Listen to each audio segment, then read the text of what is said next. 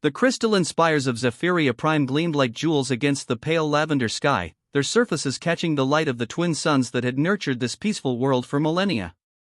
Inside the towering communications center, Ambassador Kellen IV pressed her delicate, four-fingered hands against the emergency transmission console, her opalescent skin shimmering with distress patterns that would have been beautiful under different circumstances. This is Zephyria Prime, galactic coordinates 847.2 by 394.7, sending emergency transmission on all frequencies. She spoke into the quantum communicator, her voice carrying the musical tones characteristic of her species. We are under attack by the Vortak Collective. Our defenses have failed. We require immediate assistance. Please, if anyone can hear this message, we are a peaceful civilization of artists and philosophers. We have no weapons capable of stopping this invasion. Our people are dying. The transmission beam shot out into the cosmos, carrying with it the desperate hope of an entire world. Kellen IV had no way of knowing that her message would reach the one corner of the galaxy that no sane species would ever intentionally contact, the infamous Sol System, home to the legendary Deathworlders known as humans. 3 weeks earlier, the Vortak Collective had arrived without warning. Their massive black ships, each one the size of a small moon, had emerged from hyperspace like harbingers of doom. The Vortak were a species that had turned conquest into an art form, spreading across the galaxy like a plague of locusts, consuming everything in their path. They were silicon-based lifeforms, their bodies resembling living metal, and they possessed a cruelty that seemed to defy the natural order of the universe. The Zephyrians had tried to negotiate.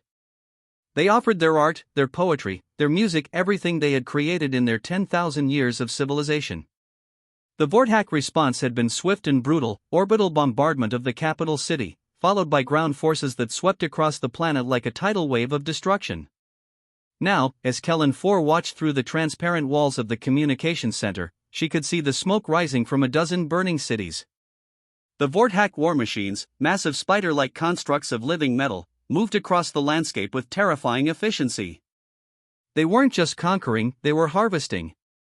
Every living thing they encountered was either enslaved or consumed, their life essence fed into the collective's ever-growing biomass.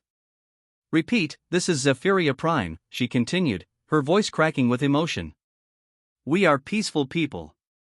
We have beautiful art, magnificent libraries, gardens that have been tended for centuries. Please, someone help us. We don't want to die. The transmission continued for hours, growing more desperate as the Vortak forces closed in on the communications center. Other members of Kellen IV's species worked frantically around her, their normally serene faces twisted with terror. The Zephyrians were tall and graceful, with skin that changed color with their emotions and large, expressive eyes that seemed to hold the wisdom of ages. They had evolved on a world where the greatest dangers were seasonal storms and the occasional volcanic eruption. They had no concept of warfare, no understanding of the brutality that existed in the darker corners of the galaxy. The first response came from the nearby Andorian Trade Federation, but their message was brief and crushing: we sympathize with your plight, but the Vortak Collective has been classified as a galaxy-wide threat. We cannot risk our own worlds by engaging them. May the cosmic winds carry your spirits to peace. Similar responses came from a dozen other civilizations. The Crystalline Confederacy, the Nebula Kingdoms, the Drift Worlds all expressed sympathy, but none offered aid. The Vortak Collective had a reputation that preceded them. They were unstoppable, unbeatable, and utterly without mercy. No one wanted to be their next target. As the day wore on, Kellen IV's hope began to fade. The Vortak forces had overrun the eastern continent and were advancing on the capital. She could hear the distant sounds of battle, the screech of their war machines, the dying cries of her people. Through the tall windows of the communications center, she could see streams of refugees fleeing toward the mountains, their colorful robes billowing in the wind like the wings of exotic birds. This is Zephyria Prime, she whispered into the communicator, her voice barely audible now. If anyone is listening, please remember us. We were a good people. We loved beauty, we created art, we harmed no one. Please, don't let our memory die with us. But the universe wasn't done with surprises. Deep in the Sol system, aboard the bridge of the UES Indomitable, Captain Maria Santos was reviewing the morning reports when her communications officer, Lieutenant Chen, suddenly straightened in his chair. "Captain, we're receiving a distress signal," Chen reported, his fingers dancing across his console. It's not from any human colony. The transmission is coming from outside our sector, way out on the rim." Santos was a compact woman with steel-gray hair and eyes that had seen too much combat. She'd been fighting pirates and raiders in the outer colonies for the better part of 20 years, and she'd developed a reputation for being as hard as the hull plating on her ship. The Indomitable was a heavy cruiser, one of the newer ships in the human defense fleet, bristling with weapons and armor that would have been unthinkable to previous generations. "Let me hear it," she ordered. The bridge filled with the melodic voice of Kellen 4, speaking in the universal trade language that most spacefaring species used for communication. As the message played, Santos felt her expression grow harder. She'd heard distress calls before, but there was something about this one, the sheer desperation, the obvious terror of a people who had never known war, that struck her to the core. "Analysis, Mr. Chen. What do we know about this? Zephyria Prime?" Chen's fingers flew across his console, pulling up star charts and database entries. "According to our records, they're a peaceful species, Captain. No military to speak of, no weapons technology beyond basic defensive systems. They're known throughout the galaxy for their art and philosophy. As for the Vortak Collective..." He paused, his face growing pale. "They're bad news, Captain. Really bad news."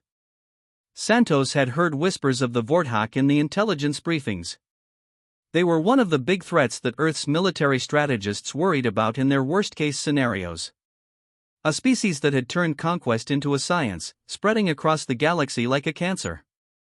But they'd never come anywhere near human space, and most people hoped they never would. "What's our nearest fleet position?" Santos asked. "That would be Admiral Harrison's Third Fleet, currently conducting exercises in the Kepler system," Chen replied. "But Captain, Zephyria Prime is over 300 light-years away. Even if we left now, it would take us 2 weeks, Santos finished. Too long." She stood up from her command chair and began pacing the bridge.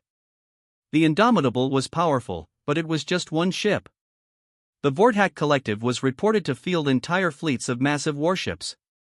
It would be suicide to engage them alone. But as she listened to the alien's voice, growing more desperate with each repetition, something inside her rebelled against the cold logic of military strategy. These people were dying. They were crying out for help, and no one was answering. "Mr. Chen, send a message to Fleet Command. Tell them we're investigating a distress signal and may be out of contact for an extended period." "Captain?"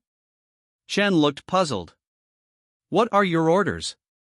Santos looked out at the stars through the main view screen. Somewhere out there, an entire civilization was being wiped out while the rest of the galaxy looked the other way. She thought about her own daughter, safe back on Earth, and wondered what she would want her mother to do in a situation like this. "Plot a course for Zephyria Prime," she ordered. "Maximum speed." "Captain, with respect, we can't take on the Vortak Collective alone," her first officer, Commander Jackson, protested. "It would be a death sentence." Santos turned to face him, her expression grim but determined. "Maybe. But we can't just sit here and listen to people die. Send word to Admiral Harrison. Tell him what we're doing and request immediate reinforcements. And if he orders us to stand down? Then we'll have to make sure we're too far away to receive the message clearly," Santos replied with a cold smile. "Mr. Chen, I want you to boost our signal array. Send a response to Zephyria Prime. Tell them help is coming." 300 light-years away, Kellen 4 nearly collapsed with relief when the return message came through. The voice was harsh and alien, speaking in tones that her species found almost painful to hear, but the words were the most beautiful she'd ever heard. "Zephyria Prime, this is Captain Santos of the United Earthship Indomitable. We have received your distress call and are en route to your position. Hold on, help is coming." But even as hope bloomed in her chest, Kellen 4 couldn't shake the feeling that they might have just traded one unknown for another. She had heard stories about the species from Sol, the Deathworlders, they were called. Beings who had evolved on a planet so hostile that it had forged them into something that terrified even the most warlike species in the galaxy.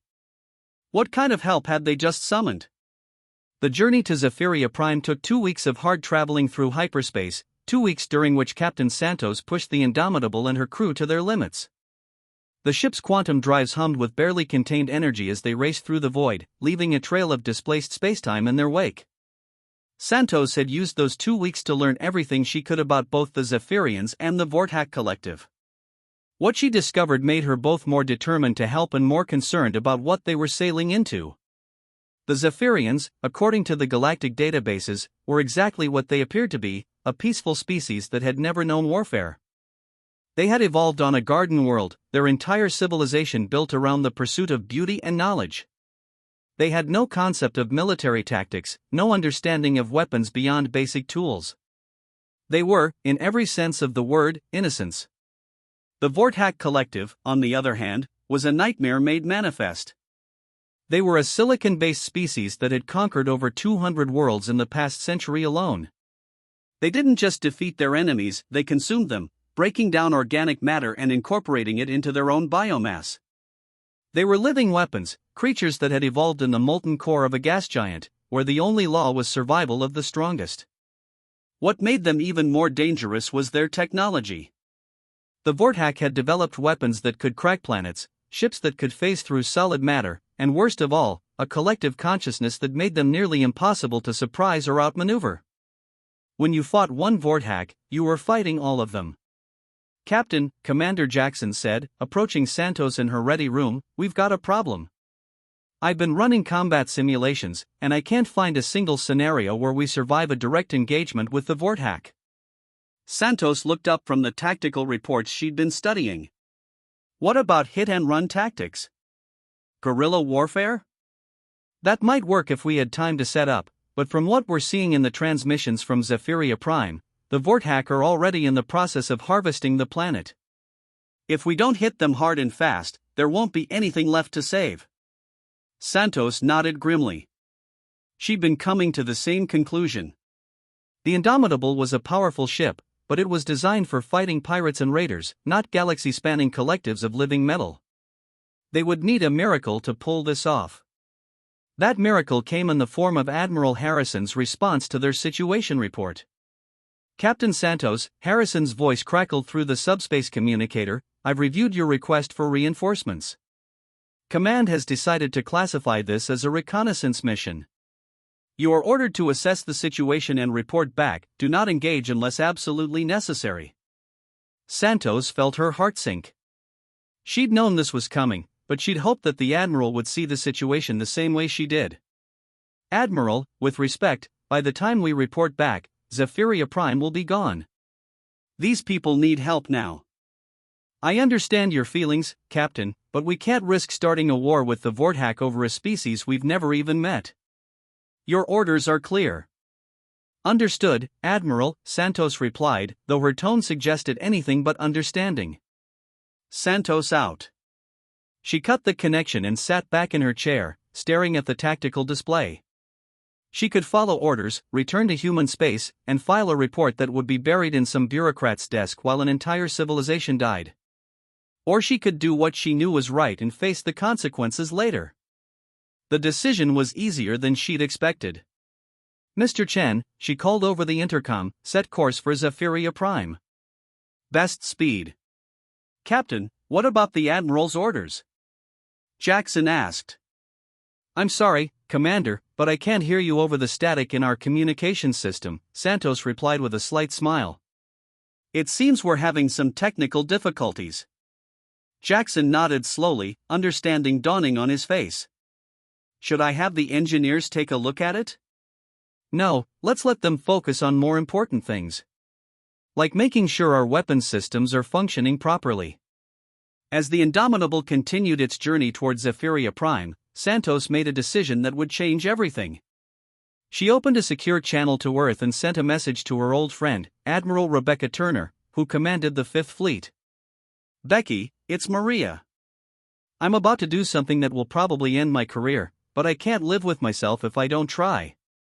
We've got a situation out here that requires immediate attention. I'm sending you all the data we have on the Vortak Collective and their assault on Zephyria Prime. I know I'm asking a lot, but these people need help, and we're the only ones who can give it to them. If you can spare any ships, send them to these coordinates. If not, remember us fondly and make sure my daughter knows I died trying to do the right thing. She encrypted the message and sent it on its way, knowing that it would take 3 days to reach Earth. By then, whatever was going to happen at Zephyria Prime would be over. Meanwhile, on Zephyria Prime, the situation was deteriorating rapidly. The Vortak had overrun 2 more continents, and their massive harvesting machines were strip mining entire cities, breaking down the crystalline structures that had taken centuries to grow and converting them into raw materials for their war effort. Kellen 4 had been forced to abandon the communications center and flee with the other survivors to the mountain stronghold of Ethel Peak. It was one of the few places on the planet that the Vortak hadn't yet reached, protected by natural barriers and the desperate efforts of the last organized resistance. But even here, hope was fading. The Zephyrians had managed to cobble together a few defensive weapons from mining equipment and industrial tools, but they were no match for the Vortak war machines. Every day brought news of another fallen city, another group of refugees who hadn't made it to safety. Any word from the humans? Asked Elder Thymon, the ancient leader of the Zephyrian Council. His skin, normally a vibrant blue, had faded to a dull gray, a sign of extreme stress in his species. They're still coming, Kellen 4 replied, checking her portable communicator. But I estimate it will be another 2 days before they arrive. I don't know if we can hold out that long. And what do we know about these humans? Asked another counselor, her voice filled with concern. Are they any different from the Vortak? Kellen 4 hesitated. The truth was, she didn't know. The humans had responded to their distress call when no one else would, but the stories she'd heard about their species were troubling. They were said to be violent, aggressive, and utterly without mercy when aroused to anger. Some reports claimed they actually enjoyed warfare, that they had spent their entire evolutionary history fighting among themselves. They're coming to help us, she said finally. That's all that matters. But as she spoke, she couldn't shake the feeling that they might be trading one monster for another. 2 days later, the Indomitable dropped out of hyperspace at the edge of the Zephyria system. What Captain Santos saw on her viewscreen made her blood run cold. The system was in chaos. The beautiful world that had been described in the galactic databases was now a patchwork of burning continents and strip-mined wastelands. Massive Vortak ships, each one dwarfing her cruiser, hung in orbit like vultures over a carcass. And everywhere, the signs of a civilization in its death throes. My God, whispered Lieutenant Chen. What have they done? Santos studied the tactical display, her jaw clenched with fury. The Vortak had brought 12 ships to this system, each one a mobile fortress bristling with weapons and armor. The Indomitable was outgunned, outmanned, and outnumbered by odds that would have made a seasoned gambler weep. Captain, Commander Jackson said quietly, we should withdraw. There's nothing we can do here. Santos looked at him, then at the burning world on the main screen. Somewhere down there, the people who had sent that desperate message were still fighting, still hoping that someone would come to their aid.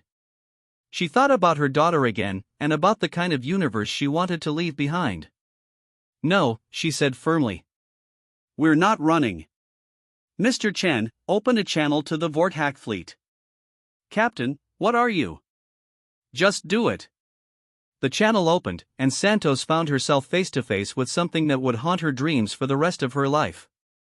The Vortak commander was a nightmare of living metal, its body a constantly shifting mass of silicon and carbon compounds. When it spoke, its voice was like the grinding of tectonic plates. Human vessel. You have entered Vortak space. Withdraw or be consumed. Santos leaned forward in her chair, her expression cold as space itself. This is Captain Maria Santos of the United Earthship Indomitable. By what right do you claim this system? By right of conquest. The weak serve the strong. This is the natural order. The natural order? Santos laughed, a sound that sent chills down the spines of her crew. You want to talk about the natural order? Let me tell you something about humans, you metallic piece of garbage. We evolved on a world that tried to kill us every single day. We survived ice ages, asteroid impacts, supervolcanic eruptions, and plagues that would have wiped out any other species. We learned to fight not because we wanted to, but because we had to. And now, we're very, very good at it. She stood up from her command chair, her eyes never leaving the screen. You've made a mistake coming here. These people called for help, and we answered. Now you're going to leave this system, or I'm going to show you what happens when you threaten someone under human protection. The Vorthack commander's laugh was like the sound of breaking glass. 1 ship against 12. Your species is even more foolish than we were told. Maybe, Santos replied. But we're about to find out, aren't we? All ships, this is Captain Santos. We are surrounded by enemies who have slaughtered innocent people and think they can intimidate us with numbers. They're about to learn why humans are called Deathworlders. All weapons, maximum yield. Let's show them what we're made of. The battle that followed would be spoken of in whispers throughout the galaxy for generations to come. The Indomitable, alone against impossible odds, launched itself at the Vorthack fleet with a fury that seemed to defy the laws of physics. Santos had been right about one thing: humans were very, very good at fighting. The Indomitable's weapon systems, designed by a species that had spent millennia perfecting the art of war, tore through the Vorthack ships with devastating efficiency. Quantum torpedoes shattered their hulls, plasma cannons melted their armor, and railguns punched holes clean through their superstructures. But the Vorthack were not helpless. Their return fire was equally devastating, and the Indomitable's shields began to fail under the constant barrage. Hull breaches opened on multiple decks, and the ship's systems began to fail one by one. Captain, shields are down to 20%. Chen reported, his voice barely audible over the sound of alarms. We can't take much more of this. Santos gripped her command chair as the ship shuddered under another impact. Then we'll have to make every shot count. Target their command ship. I want that bastard who threatened us to go down first. The Indomitable's gun swiveled toward the massive Vorthack flagship, pouring fire into its hull with single-minded determination. But even as they fought, Santos knew they were losing. The Vorthack had too many ships, too much firepower. They were going to die here, and the Zephyrians would die with them. And then, just as all hope seemed lost, the cavalry arrived. The first sign of hope came from Lieutenant Chen, who suddenly straightened at his console with an expression of disbelief. Captain, I'm reading hyperspace signatures. Multiple contacts, bearing 007, Mark IV. Santos felt her heart skip a beat. How many? 64 ships and counting, Captain. It's the entire Fifth Fleet. The main viewscreen erupted in light as ship after ship dropped out of hyperspace. Massive dreadnoughts, their hulls bristling with weapons. Heavy cruisers like the Indomitable, fast and deadly. Destroyers and frigates, moving in perfect formation like a school of predatory fish. And at the center of it all, the flagship UES Determination, Admiral Rebecca Turner's command ship. Santos had never been so happy to see another human being in her life. Indomitable, this is Admiral Turner, came the familiar voice over the communications channel. Sorry we're late to the party, Maria. Hope you saved some dancing partners for us. Becky, you beautiful, crazy woman, Santos replied, tears streaming down her face. I could kiss you right now. Rain check on that, Captain. All ships, this is Admiral Turner. We have a situation here that requires immediate attention. The Vorthack Collective has invaded the sovereign system of Zephyria Prime and is in the process of committing genocide against the native population. As of this moment, this system is under the protection of the United Earth Defense Fleet. Any ship that does not immediately withdraw will be considered hostile and dealt with accordingly. The Vorthack commander's response was predictable. Humans. Your interference will not be tolerated. Withdraw now or face destruction. Counteroffer, Turner replied, her voice cold as interstellar space. You withdraw now, or we turn your entire fleet into scrap metal. You have 30 seconds to decide. What followed was the most one-sided space battle in recorded galactic history. The Vortak Collective had conquered 200 worlds, but they had never faced anything like a fully mobilized human fleet. The humans had spent centuries perfecting the art of war, developing weapons and tactics that were designed to face any conceivable threat. The battle began with a coordinated alpha strike that shattered 3 Vortak ships in the first 30 seconds. Human torpedoes, guided by quantum targeting systems, found every weak point in the enemy's armor. Plasma cannons, operating at temperatures that approached the heart of a star, melted through hulls like butter.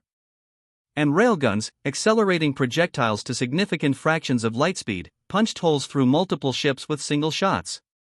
But the humans weren't just superior in terms of firepower. They fought with a coordination and tactical brilliance that left the Vortak reeling. Human ships moved in perfect formation, each one covering the other's weaknesses while maximizing their own strengths. They used the gravity of nearby planets to slingshot around the Vortak fleet, hitting them from unexpected angles.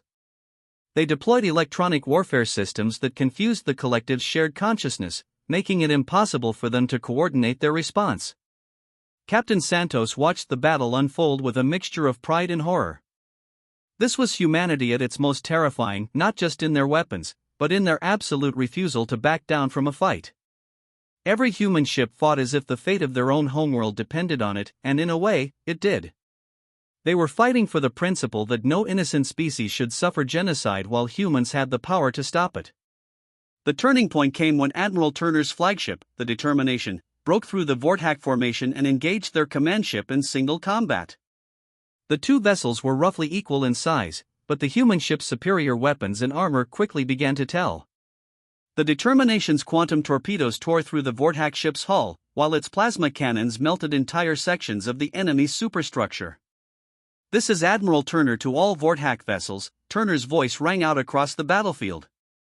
"Your command ship is crippled, your fleet is broken, and your invasion is over. You have one chance to withdraw with your lives. Take it." For a moment, it seemed like the Vortak might actually surrender. Their remaining ships had pulled back, regrouping around their damaged flagship. But then, in an act of desperation or perhaps simple spite, the Vortak commander gave an order that would haunt the survivors for the rest of their lives. "If we cannot have this world, then no one can. All ships, prepare for planetary bombardment. Burn it all." The Vortak fleet began to move towards Zephyria Prime, their massive guns swiveling to target the planet's surface. Even crippled, they had enough firepower to turn the world into a lifeless rock. Santos watched in horror as the enemy ships began to charge their weapons. "All ships, intercept course," Turner ordered. "We cannot let them reach the planet." But the human fleet was too far away.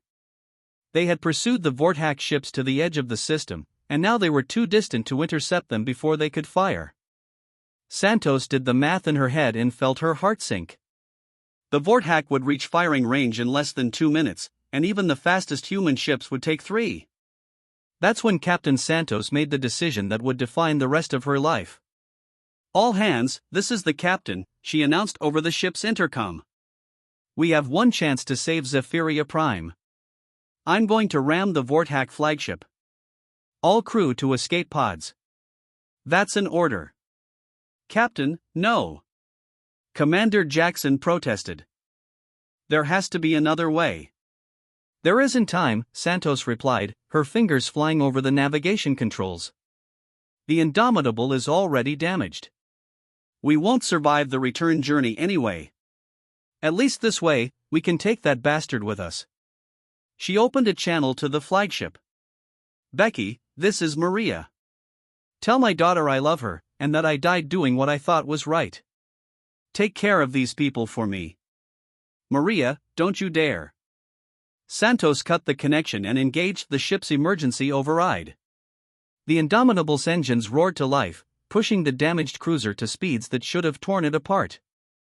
Behind her, she could hear the sounds of her crew abandoning ship, their escape pods jettisoning into space where they would be picked up by the fleet. But Santos remained at her post, her hands steady on the controls as she aimed her ship at the heart of the Vortak formation. The enemy saw her coming, of course. Their guns swiveled toward the incoming human ship, pouring fire into its hull. But the Indomitable was already too close, moving too fast for them to stop. Santos felt her ship breaking apart around her, felt the heat of the bridge fires on her face, but she held her course. "For humanity," she whispered. "For the innocent." The Indomitable struck the Vortak flagship at nearly light speed, the impact releasing energy equivalent to a small star. The explosion lit up the entire system, visible from a dozen light-years away. When the light faded, both ships were gone, nothing remaining but expanding clouds of superheated plasma. The rest of the Vortak fleet, deprived of their command ship and their leader, broke and fled. They scattered to the four winds, each ship seeking its own path to safety. Admiral Turner let them go. She had more important things to worry about. "All ships, secure the system," she ordered. "Medical teams to the surface. Let's see what we can do to help these people." The human landing on Zephyria Prime was unlike anything the galaxy had ever seen. While most species approached first contact with formal protocols and diplomatic niceties, the humans came as liberators, medics, and engineers. Their dropships descended from the sky like angels of mercy, carrying supplies, medical equipment, and personnel trained in disaster relief. Kellen 4 stood at the entrance to the mountain stronghold, watching the human vessels land with a mixture of awe and terror. The ships were nothing like the elegant, crystalline vessels favored by most spacefaring species. They were angular, functional, and somehow threatening even when they were clearly trying to help. The first human to emerge from the lead dropship was a woman in military fatigues, her hair pulled back in a practical bun and her eyes scanning the area with the practiced gaze of a soldier. She was shorter than most Zephyrians, her build compact and muscular in a way that suggested she was used to physical labor. When she spoke, her voice was clear and commanding. "I'm Colonel Sarah Martinez, United Earth Marine Corps," she announced, her words being translated by a small device clipped to her collar. "We're here to help. Who's in charge?" Elder Thymon stepped forward, his ancient frame trembling with emotion. "I am Thymon of the High Council. We cannot express our gratitude for what you have done. You saved us when no one else would." Martinez nodded curtly. "We're not done yet. How many survivors are there? What's the extent of the damage? And where are the Vortak ground forces?" Kellen 4 found herself stepping forward, drawn by something in the human's manner. "I'm Kellen 4, Communications Officer. We have approximately 2 million survivors scattered across the planet. Most of our major cities have been destroyed or severely damaged. The Vortak ground forces withdrew when their fleet was defeated, but they left behind automated harvesting machines that are still operating." Martinez's expression hardened. "Automated machines? Still active?" "Yes, they're continuing to strip mine our industrial centers. We tried to stop them, but our weapons are not effective against their armor." "They are now," Martinez replied grimly. She turned to her troops. "Lieutenant Harris, I want a full survey of the planet. Identify all enemy machines and installations. Major Peterson, set up a field hospital in the largest clear area you can find. And Sergeant Cooper, I want you to coordinate with the locals, find out what they need most urgently." As the humans began to deploy with military efficiency, Kellen 4 found herself assigned as a liaison officer. She watched in fascination as the human medics began treating wounded Zephyrians with equipment that seemed almost magical in its effectiveness. Injuries that would have taken weeks to heal with Zephyrian medicine were mended in minutes. "Your technology is remarkable," she told Colonel Martinez as they walked through the makeshift medical facility. "How do you achieve such rapid healing?" Martinez paused at a bed where a young Zephyrian child was being treated for burns. "We've had a lot of practice," she said quietly. "My species has been fighting for survival for so long that we've gotten very good at putting ourselves back together." "Fighting for survival? But you're clearly the most advanced species in the galaxy." The colonel's laugh was bitter. "Advanced? Maybe. But we paid for every bit of that advancement in blood. Our homeworld didn't give us anything for free. We had to fight for every scrap of food, every drop of water, every breath of air. It made us hard, but it also made us strong. Kellen 4 studied the human's face, noting the scars that crisscrossed her hands and the way her eyes never stopped moving, always alert for potential threats. Is that why you came? Because you understand suffering? Partly, Martinez admitted. But also because it was the right thing to do. We've seen what happens when good people stand by and do nothing while innocents suffer.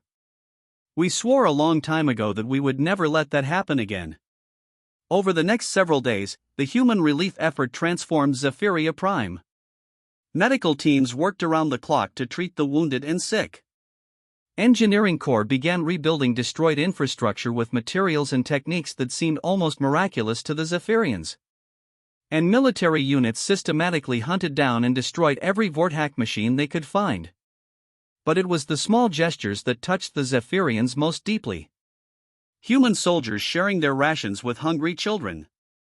Medics working past exhaustion to save lives. Engineers spending their off-duty time helping to rebuild not just essential infrastructure, but the beautiful, artistic elements that made Zephyrian society unique. Kellen 4 found herself becoming something of an unofficial ambassador between the two species. Her natural curiosity and gift for languages made her invaluable in bridging the gap between human efficiency and Zephyrian culture. She spent hours each day with Colonel Martinez, helping to coordinate relief efforts and learning more about the strange, wonderful, and terrifying species that had come to their rescue. "Your people are remarkable," she told the colonel one evening as they watched the sunset from the rebuilt communications tower.